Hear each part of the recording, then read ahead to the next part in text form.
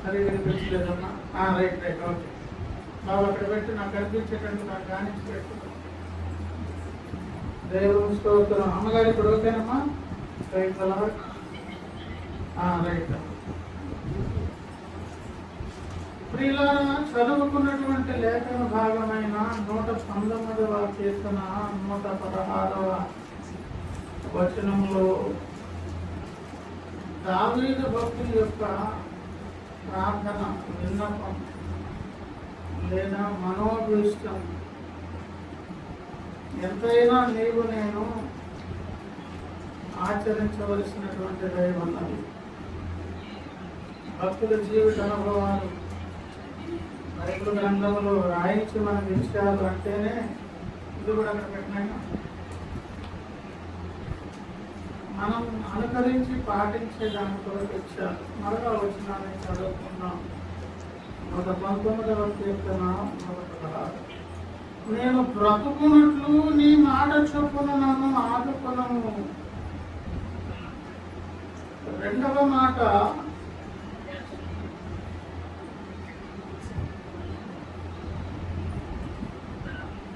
విన్నాను ఒకసారి ఏంటి?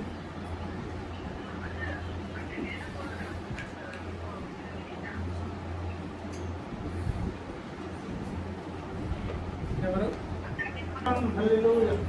ప్రియులారా, చదువుకున్న లేఖన భాగాన్ని గమనించినట్లయితే 116వ కీర్తన, నేను బ్రతుకున్నట్లు నీ మాట చొప్పున నన్ను ఆదుకొనుము.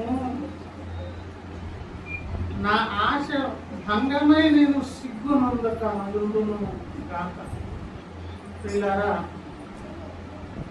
ఆ మాటను లేదా వచనాలు 2 భాగాలుగా విడగొట్టినట్లయితే,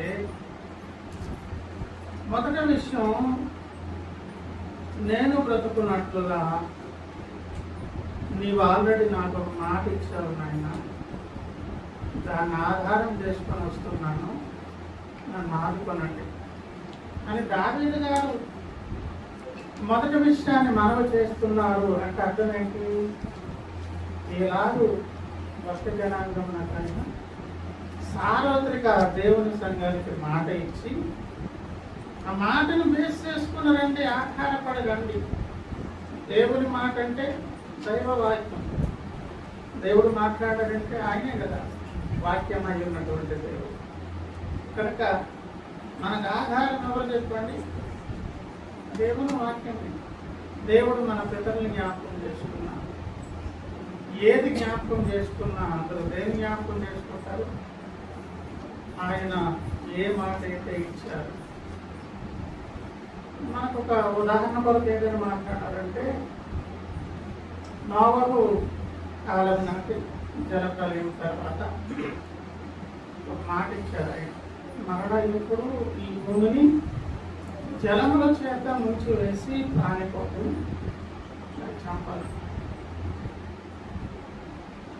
ఎందుకు అంత కోపం వచ్చిందంటే, మానవాళి చేస్తున్నటువంటి పాపాలను బట్టి కోపం. నిజమే, అది వరకు దేవునికి కోపాన్ని రప్పించినటువంటి ఆ మానవ జాతి కదా బ్రతుకుతుంది. ఆదాము సంబంధమైన సంతానమే కదా నడుస్తుంది. కొత్త గ్రహం నుంచి ఎవరు రాలేదు కదా.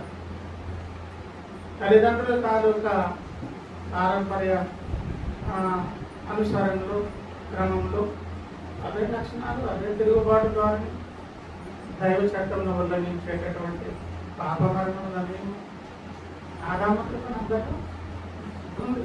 తరాలే మారట్లేదు కదా.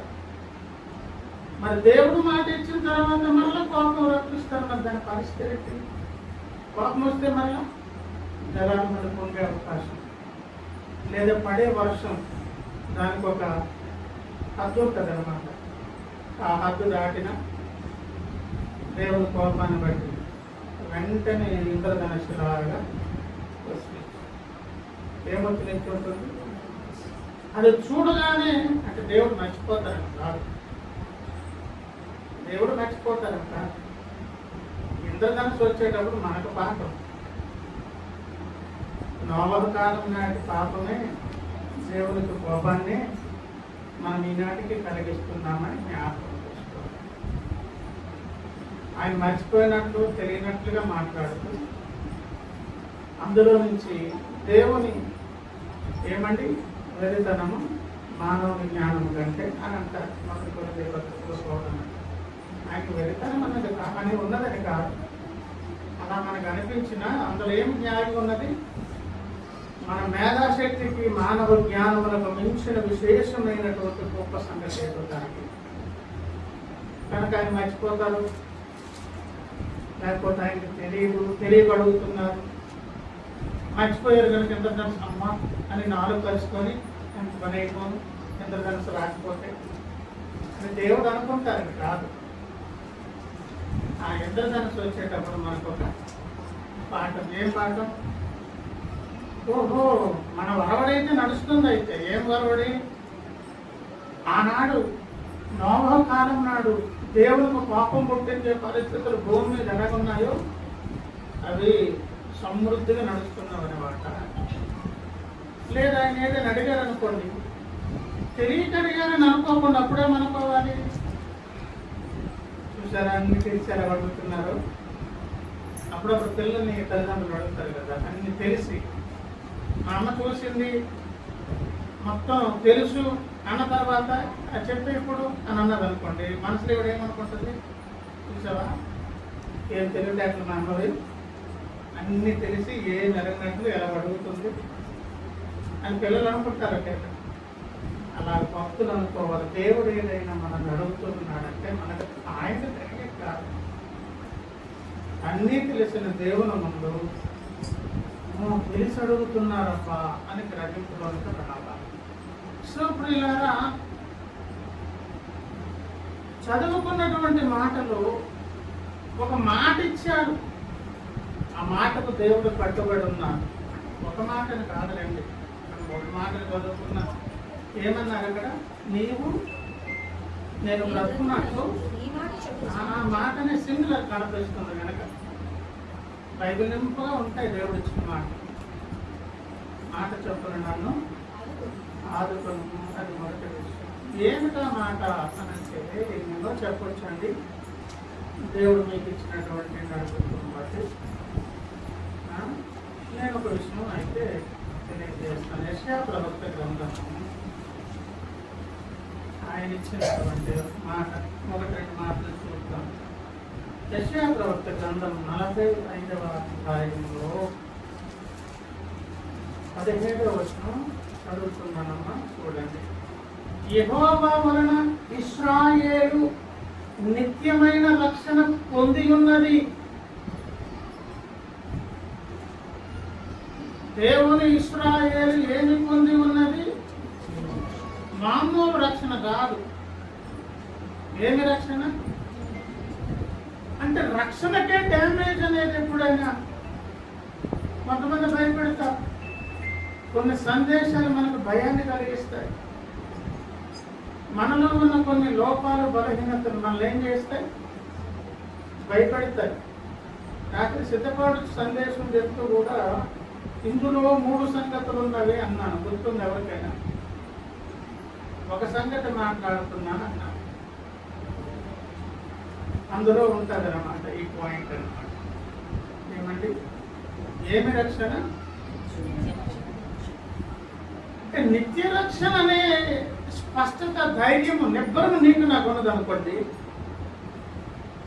ఓహో, అది అంత ఆశామాషిగా ఓడిపోదు, పోగొట్టుకోలేము. మనం ప్రయత్నించినా కూడా పోదండి. దేవుడిచ్చిన గొప్ప రక్షణ పొందుకోవడం ఎంత కష్టమో పోగొట్టుకోవడం కూడా దానికి ఎంతో కష్టపడాలి. అప్పుడప్పుడు వైరల్ సందేశాలు పెట్టుకున్నప్పుడు అంటారు కదా, దేవుడున్నాడు అనే దాని కొరకైనటువంటి రుజువులు లేఖనాలు చూపించి స్థిరపరిచే దానికంటే దేవుడు లేడనే మాటను స్థాపించాలంటే అంతు పట్టనండి ఎన్నో విషయాలు చెప్పాలి. ఎన్నో ప్రశ్నలు కళ్ళ ముందుకు వచ్చేస్తే జవాబులు చెప్పలేము అని అంటుంటారు. అలాగే ఇచ్చినటువంటి రక్షణ ఎంత గొప్పదంటే ఎవరికి కూడా దానికి దొరకదు. ఆయన భిక్ష, ఆయన దయ. అందుకే 2:8 ఎఫెసీ పత్రిక అన్నారు, అది దేవుని వరం. దేవుని స్తోత్రం. రక్షణ అనేది పొందుకున్నావు అంటే అర్థం ఏంటో తెలుసా? వరం ఇచ్చారండి దేవుడు. నాకొద్దు అని అనుకుంటే చాలా కష్టపడాలండి. ఏం చేయాలంటే చాలా కష్టపడి పోగొట్టుకోవడానికి మనం ప్రయత్నం చేస్తుంటే దేవుడేమో ఊడిపోకుండా ఇంకా బలమైన తెలుగులు అంటించి ఇంకా బలపరుస్తాడు. అప్పుడప్పుడు అలిగి దేవుడి మీద పాపం వచ్చి అలా అనిపిస్తారు. అప్పుడప్పుడు ఎక్కడికి పోలేదండి.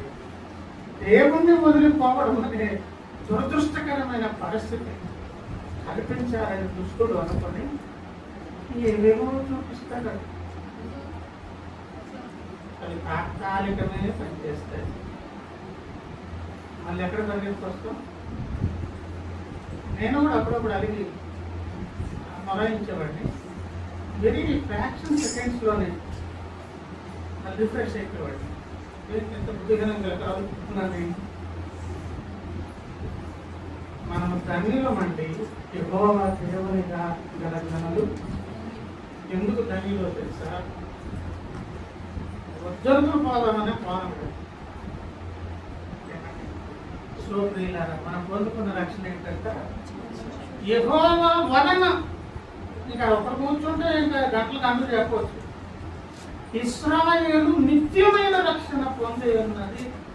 మీరు ఎన్నటెన్నటికి సిగ్గుపడకయు విస్మయమందకయు. అక్కడ కూడా రెండో మాట ఏంటి? నేను బ్రతుకున్నట్లు నీ మాట చొప్పున నన్ను ఆదుకొనుము. నా ఆశ భంగమై నేను సిగ్గునందక బాబు సిగ్గుపడే అవకాశం లేనటువంటి నిత్య రక్షణ ఎవరి వలన కలిగింది?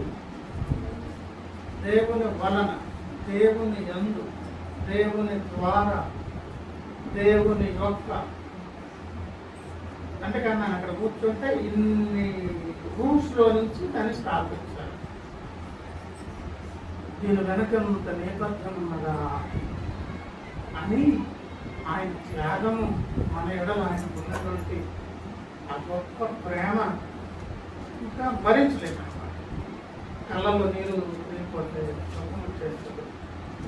ఈసారికి ఇక్కడికి రాకి తర్వాత కంటిన్యూ చేయాలి కానీ కొంచెంసేపు స్థుతిద్దామండి అని అనిపిస్తుంది. ఆ భారం గుండెలో దిగిపోతుంది. కనుక పిల్లరా, ఏం మాట ఇచ్చారు? ఇశ్రాయేలుకు దేవుని వలన ఏం కలిగింది? నిత్య రక్షణ. ఈ అన్నదానికి అంత అర్థమైంది. ఎన్నెన్ని పరిస్థితుల్లో నీకు తావిలినా, నువ్వు ఎక్స్పీరియన్స్ చేస్తూ ముందుకు వెళ్ళినా సిగ్గుపడే అవకాశం దేవుడు మానేవాడు. ఎవరు ముందు?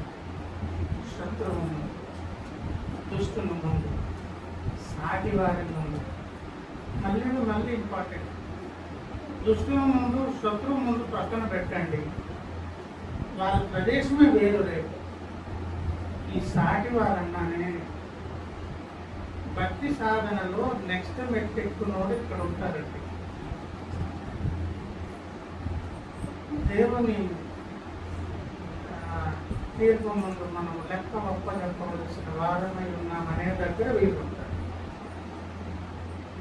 ఈ శత్రువులు లాలీలు అక్కడ ఉండి వాడు రాలేదేంటి, అమ్మాయి రాలేదేంటి, వాళ్ళ గురించి ఎన్నెన్నో అనుకున్నారు కదా, ఇక్కడ రాలేదంటే, ఇక్కడ రాకపోతే ఈ బస్సు ఎక్కకపోతే ఏ బస్సు ఎక్కుంటారు, ఈ ప్లేస్ రాలేదంటే ఏ ప్లేస్లో ఉన్నారు, వెళ్ళిపోయారా, ఏమదృష్టం కలిగింది బాబు అని ఈ నరక బాధ, ఈ వేడికంటే ఈ బాధతో పాటు అదొక బాధ, కొత్త బాధ, అడిషనల్ ఏమండి బాధ. సాటివారు అనేది అది దాటినోనే యోగనలా సాక్షి వస్తారు. ఏమని? నా అడుగుల లెక్క, నా చర్య చెప్పుకోవాలి, నా చర్య అంతా చెప్పుకోవాలి కాదు. ఎందుకు చెప్పుకో? భయపడిపోయాడు. దావీదు గారి కంటే ముందు కాలం కదా యోగం. ఆ భక్తులు చూశారన్నమాట. రాజు వల్లే నేను దేవుని ముందుకు వస్తానంటాడేంటినా,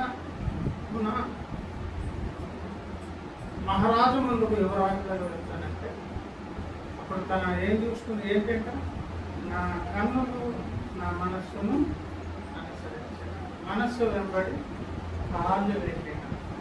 ఇది ఆర్డర్. నా దేవుని అభిప్రాయం కంటే నా స్వాభిప్రాయము ఎక్కువగా ఎంచిన. ఏమంటే మనసు లోపల ఆలోచన, దేవుని అభిప్రాయాన్ని ప్రక్కన పెట్టి సొంత అభిప్రాయం, దాన్ని అనుసరించి నమ్మదు. ఒక సిస్టమ్ ఒక తయారైంది. అప్పుడు కాళ్ళు కూడా, కర్మేంద్రియాలు కూడా ఫాలో అవుతాయి. జ్ఞానేంద్రియాల తర్వాత అంటే అంతరింద్రియాలు, జ్ఞానేంద్రియాలు, అంటే మూడు అంటారు, కర్మేంద్రియాలు. అప్పుడు పాపము సంపూర్ణమైంది. ప్రభుత్వ ప్రియులు ఇప్పుడు రివర్స్ చెప్పిన భక్తి జీవితంలో స్వస్థత, పడుకోవడం రివర్స్లోంచి వెళ్ళాలి. కర్మేంద్రియాల నుంచి, జ్ఞానేంద్రియాల నుంచి, అంతరింద్రియాలు. అలా వెళ్ళిపోయేవాడే సగటు సాటివారి ముందు కూడా ధైర్యంగా నిల్చోగలుగుతారు దేవుడు. కనుక సిగ్గుపడనివ్వను అని దేవుడు అంటున్నారంటే ఇచ్చిన రక్షణ అంత గొప్పది. ఎన్నటన్నిటికంటే ఎప్పుడైనా ఎక్కడైనా ఎవరి ముందైనా ఈ మాట ఇవ్వడమే కాదండి, ఆ మాటతో కొన్ని సందర్భాలు కూడా చెప్పారు. యెషయా ప్రవక్త గ్రంథము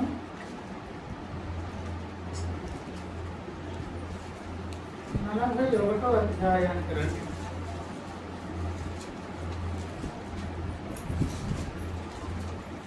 అంటే ఇక్కడ కొంచెం వివరం మనకు వస్తుంది. 41వ అధ్యాయం నేను చదువుతున్నానమ్మా 9 నుంచి. దిగంతముల నుండి నేను పట్టుకొని దాని కొనల నుండి పిలుచుకొనిన వాడా. అంటే మీరు ఎప్పుడైనా దాన్ని చెప్పుకోవాలి ఎక్కడైనా అంటే 1 కొరింథీయుల పత్రిక 1:26 దానికి జతపక్షిగా పెట్టుకోవచ్చు. సహోదరులారా, మిమ్మల్ని పిలిచిన పిలుపును చూడండి. అధిక సంఖ్యాకులు పెంట కుప్పల నుంచి, దేవుడు, దరిద్రులు, అట్టడుగు వర్గాలు, ఏమండి దాన్ని ఇంకో రకం కూడా చెప్పుకోవచ్చు. దిగంతములు అంటే అర్థమైంది. వెరీ షార్ప్ ఎడ్జ్ అన్నమాట. ప్రతి మనిషి నీవు నేను డైరెక్ట్ పాతాలను నటించటే.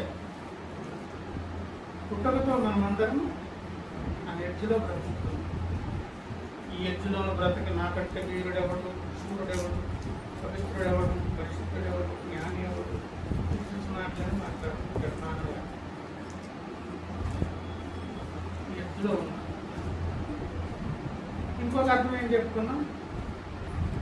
మిమ్మల్ని పిలిచిన పిలుపును, ఏం పిలుపు, ఏం అర్హత ఉన్నదంట మన దగ్గర?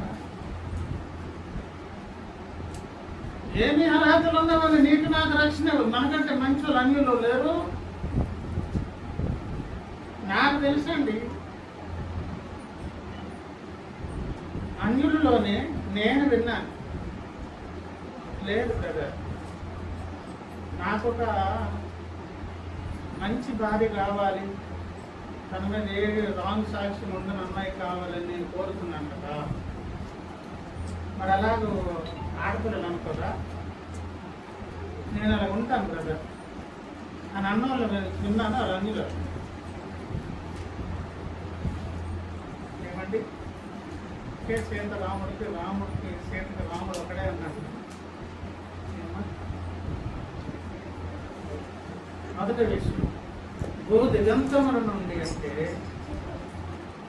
మనల్ని లోకములు ఉన్నటువంటి అనేక మందితో పోలిస్తే అంత అక్కడకు చెందిన వారు.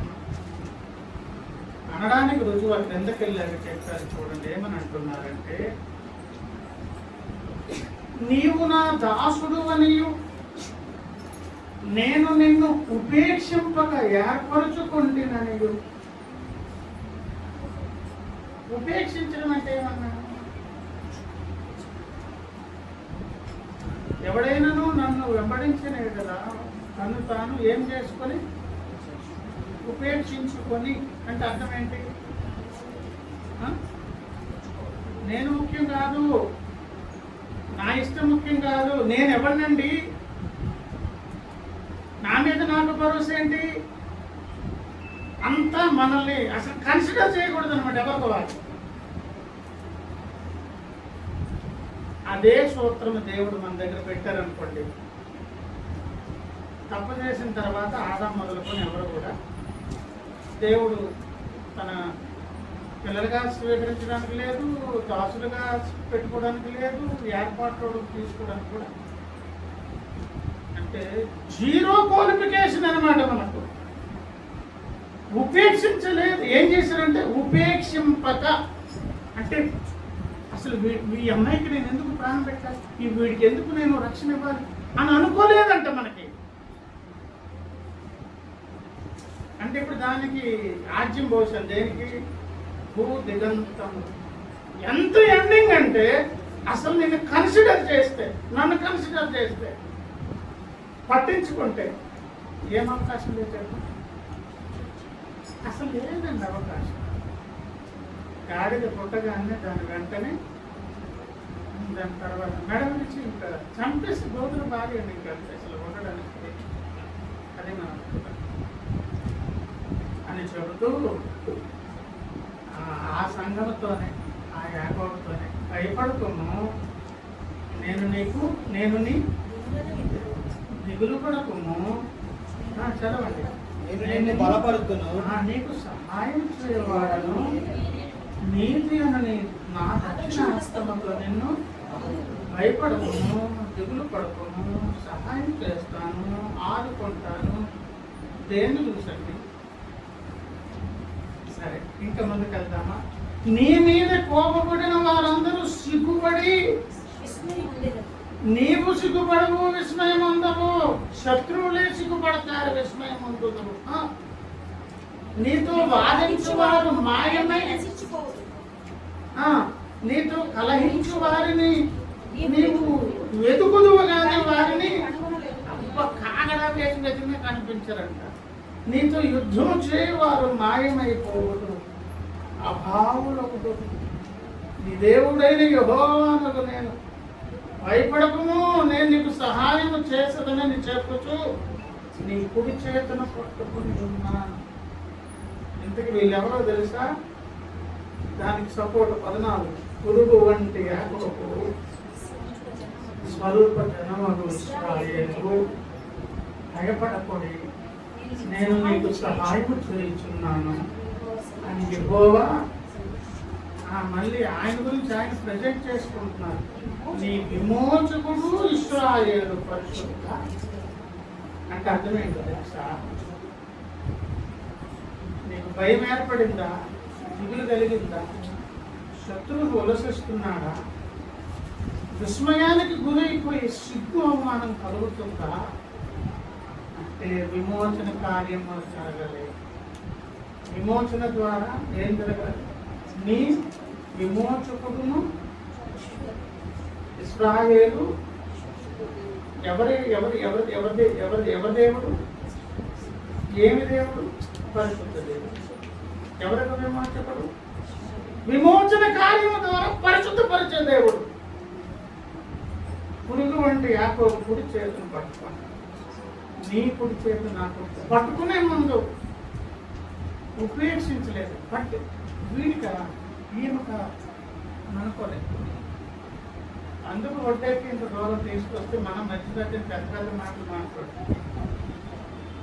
నేను ఎప్పుడూ చెప్తున్నాను, ఏదో మీ ముందు ప్రదర్శించి చెప్పడం కాదు. ఇది దాటి రావద్దు. ఇక్కడ ఈ సర్ఫేస్ లెవెలే మనం ఎప్పుడు బ్రతుకుతాలు ఉంచుకోవాలి. నీ ద్వారా అద్భుతాలు సూచక క్రియలు జరిగిపోయిన 1,00,000 మంది, 1,00,000 మంది రక్షణ పొందిన ఈ ఫుట్పాత్ లెవెల్ దాటి పైకి రావద్దని ఆయన బలిష్టమైన చేతి కింద దీన మనసుకులై కూడి దేవుని ప్రత్యేక దర్శన ప్రారంభమవుతుంది. వాళ్ళు ఏం చేస్తారు? కృష్ణ రక్షించు తెలియదు చూడండి. మొదటి పేదల పత్రిక ముస్లిం పేర్లు ఉన్నారంటే చెప్పండి. పేదలకు రాసిన మొదటి పత్రిక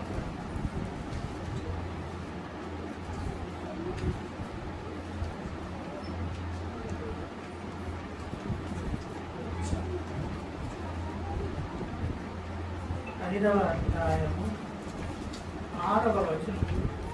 దేవుడు తగిన సమయమందు మిమ్మల్ని హెచ్చించున్నట్లు ఆయన బలిష్టమైన చేతి క్రింద దీన మనస్కులై ఉండుడి.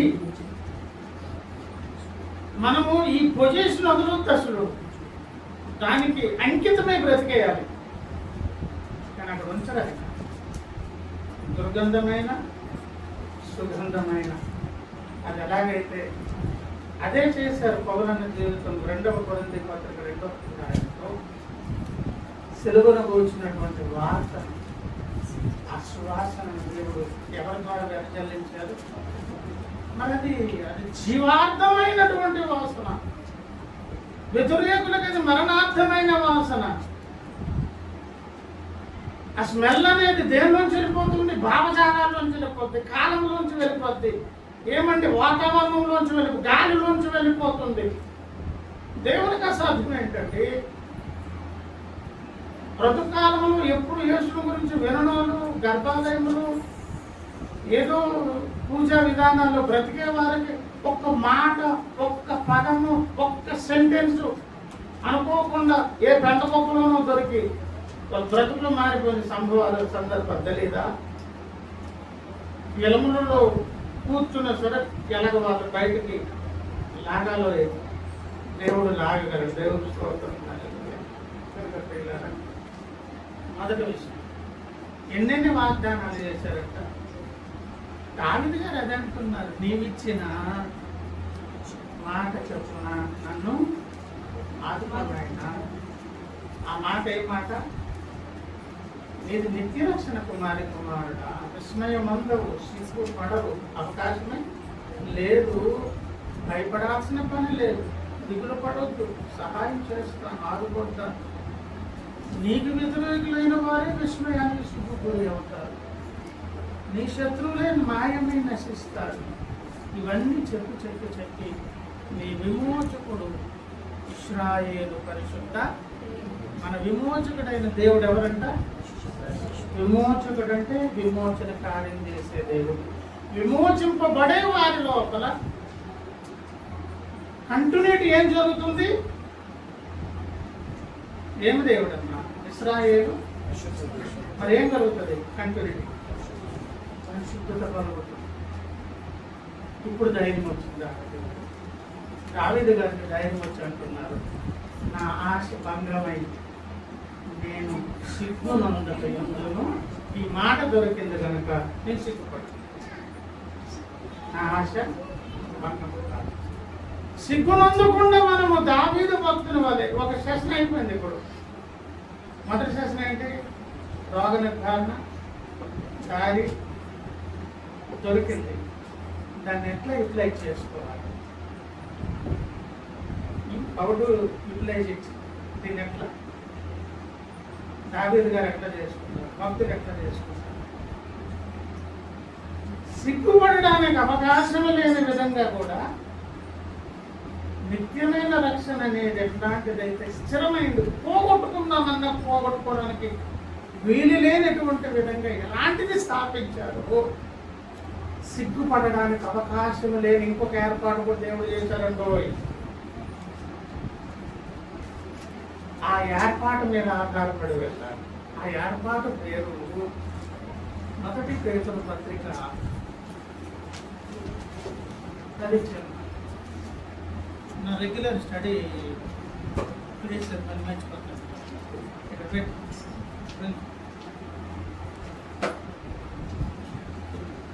మొదటి పేతురు పత్రిక 2వ అధ్యాయము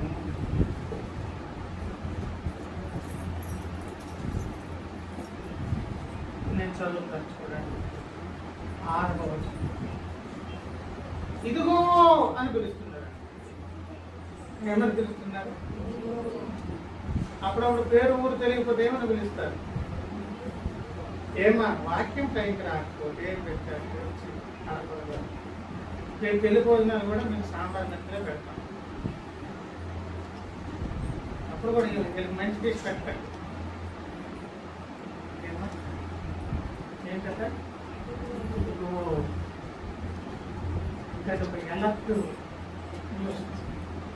చంద్రబాబు అన్నట్టు బాబు ఏదో అంటున్నారు. సడన్గా మైక్ అనౌన్స్మెంట్ ఇప్పుడే బాబు అన్నట్టు బాబు ఆగండి, ఎక్కడో అక్కడ ఆగిపోతుంది. అంబులెన్స్ సౌండ్ వస్తే ఆగిపోతుంది. ఆ మాట కూడా ఎప్పుడు అన్నారో తెలుసా? 5వ వచనం. యేసుక్రీస్తు ద్వారా దేవునికి అనుకూలములకు ఆత్మ సంబంధమైన బలుడర్పించుటకు పరిశుద్ధ యాజకులుగా ఉంటున్నట్లు మీరు సజీవమైన రాళ్ల వరి నుండి ఆత్మ సంబంధమైన మందిరముగా కట్టబడుతున్నారు. అంటే మీ మీద పని జరుగుతుంది. ఏమవుతున్నారు? ఆత్మ సంబంధమైన మందిరాలుగా నిర్మాణం దేవుడు చేస్తున్నారు కదా అని చేసుకుంటాడులే అని ఎక్కడైనా నీకు నిరుత్సాహము నిర్లక్ష్యము పర్లేదులే ఏం కాదులే అనేది వస్తుందేమో జాగ్రత్త అని చెప్పడం ఇదిగో ముందు అన్నమాట. ముందర సందర్భం ఏంటి? దేవుని పని దేవుడు చేస్తున్నారండి. ఆయన ఏర్పరచాల్సినవన్నీ ఏర్పాటు పక్కాగా చేసి పెట్టారండి. ఇంకేంటి వడ్డించిన ఆయన మాకు సంబంధించిన కదా, మా దేవుడే కదా. ఆయన ఎవరి దేవుడు? ఇస్రాయేలు. ఏం చేస్తారు? మరి అన్యాయం చేసాడు, ఇంకేం ప్రాబ్లం ఉంది? హ్యాపీగా శుభ్రం దొంగ కప్పుకొని ఏం పక్కనట్టు లాంటి వైఖరి కానీ ఒకవేళ మనం ప్రదర్శిస్తామేమో. రక్షణ దినమున ముందు మొదలుకొని ముగింపు దశ వరకు మనలో ఉండాల్సినటువంటి అమూల్యమైన లక్షణం మంచి పోరాటము పోరాడితే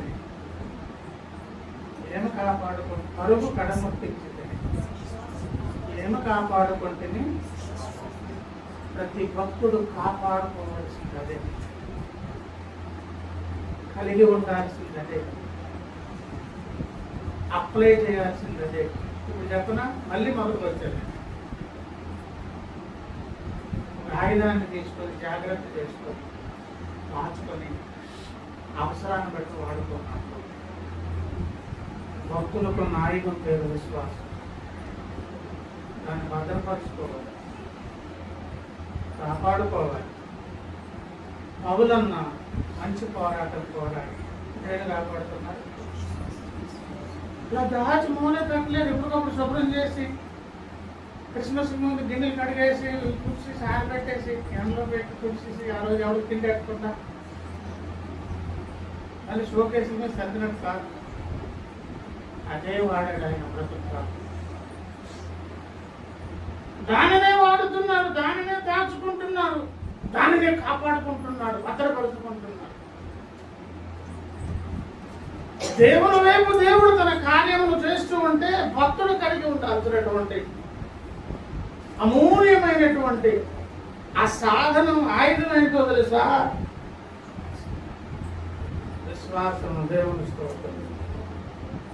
మనమందరము సజీవమైన మందిరాలుగా కట్టబడుచున్నాము. రక్షణ దినం మొదలుపడి ఆ పని ఎవరు చేస్తున్నారు? పరమ సొలొమోను. సొలొమోను ఒక్కడే చేయలేదు. అవసరమైన బెసలేయులు ఉన్నారు, అబూలియాబులు ఉన్నారు, వారే దేవునితో పనిచేస్తున్న అపోస్తులు, ప్రవక్తలు. వారిద్దరే చేసేస్తారా?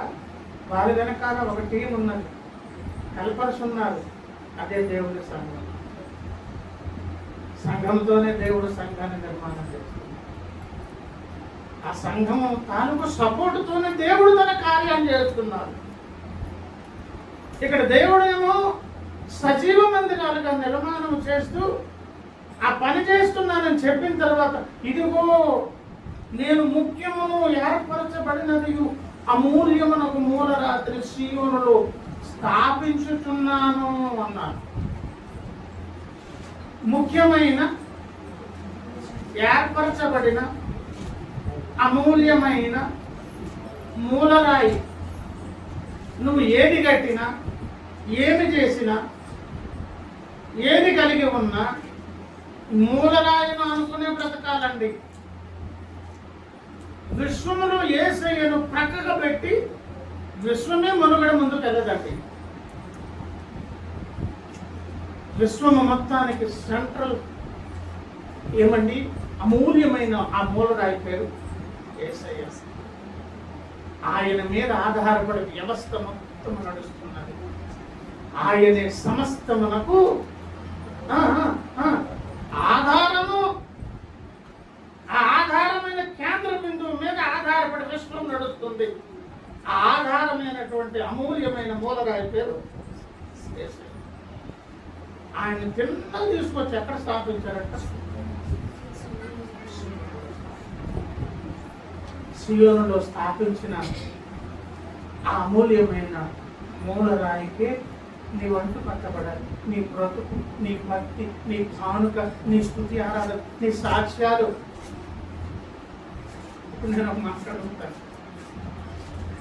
ఆనుకునే నా మాటలు, ఆనుకునే నా ఆలోచన, ఆనుకునే నా కార్యాలు ధైర్యం చేసి చెప్పగలమా? యోగను చెప్పగలడు, దావీదు గారు చెప్పగలరు, పౌలును చెప్పగలడు. గలతీయులకు చెప్తారు 2:20. ఇంకొక వేరే లేదు వాళ్ళకి. ఆనుకున్న మూలరాయికి ఆనుకోకుండా మనం కొంచెం అటు జరిగిన అది వృధా ప్రయాస మాత్రమే కాదు, అది తీర్పులోకి వచ్చేస్తుంది. మనలో యేసుకు వెలుపల ఉండి అంటు కట్టబడకూడదు. దూరమై మాటలు కానీ క్రియలు కానీ దేవుని యొక్క తీర్పు సింహాసనం ముందుకు రాబోతున్నవి.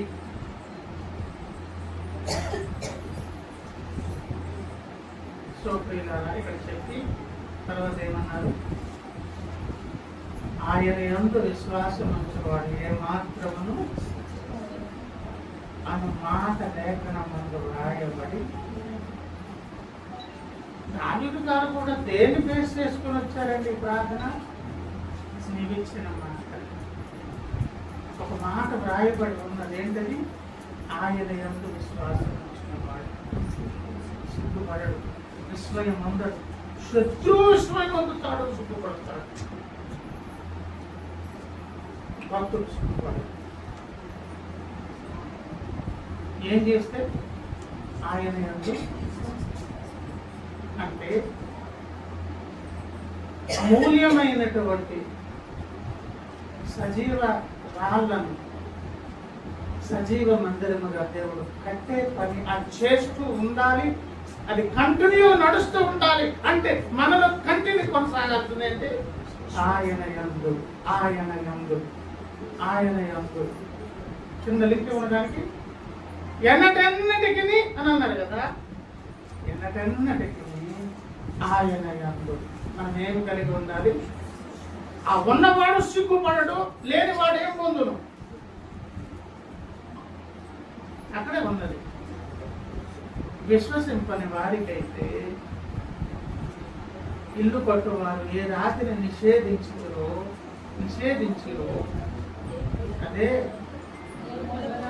అదే ఏమైంది? వారికి అడ్డుబండి అయిపోయింది, తొట్టిల్లిపోయారు, అవిధేయులు అయిపోయారు.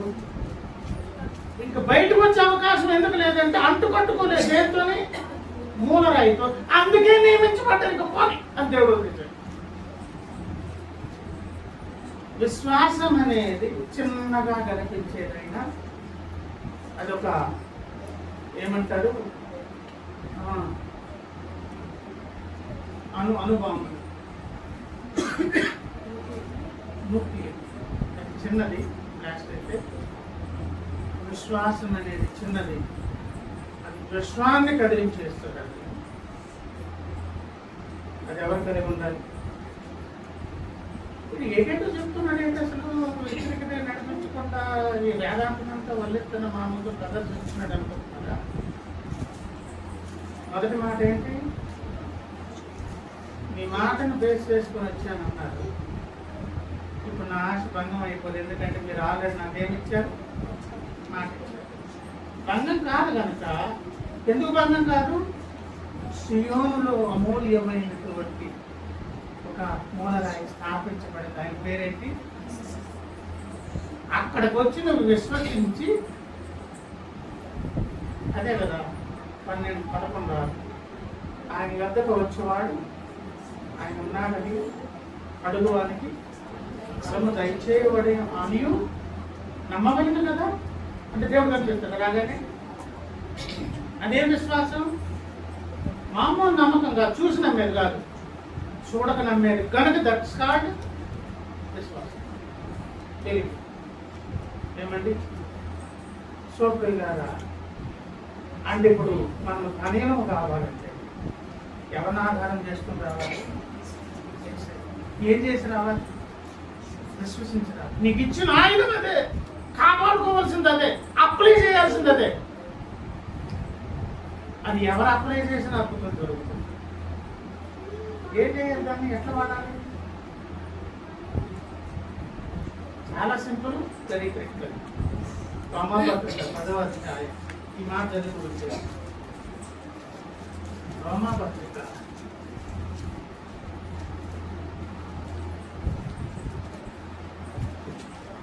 10వ అధ్యాయం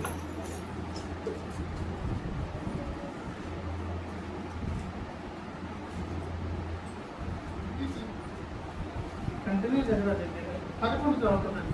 ఏమనగా ఆయన యందు విశ్వాసం ఉంచువాడు ఎవడును సిగ్గుపడడని. మరి అక్కడి నుంచి ఇక్కడికే వచ్చి అదే కదా లింకు.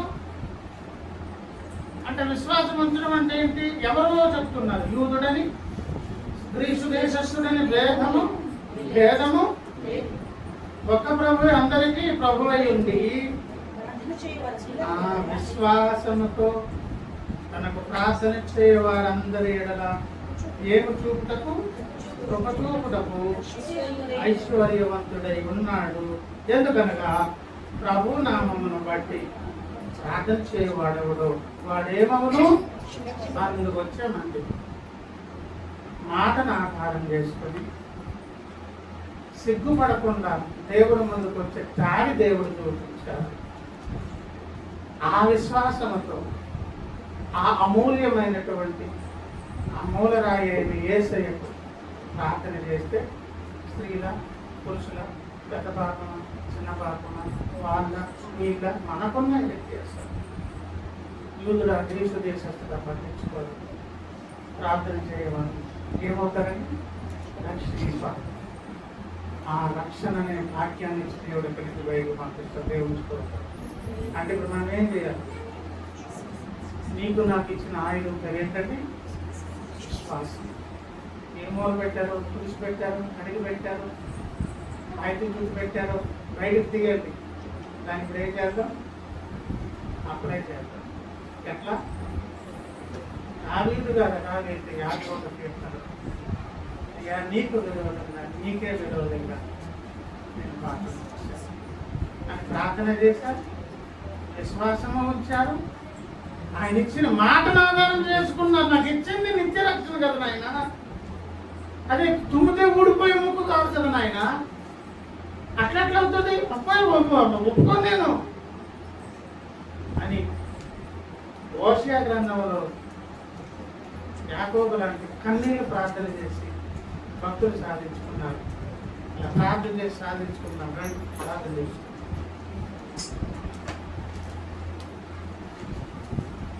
దైవల తండ్రి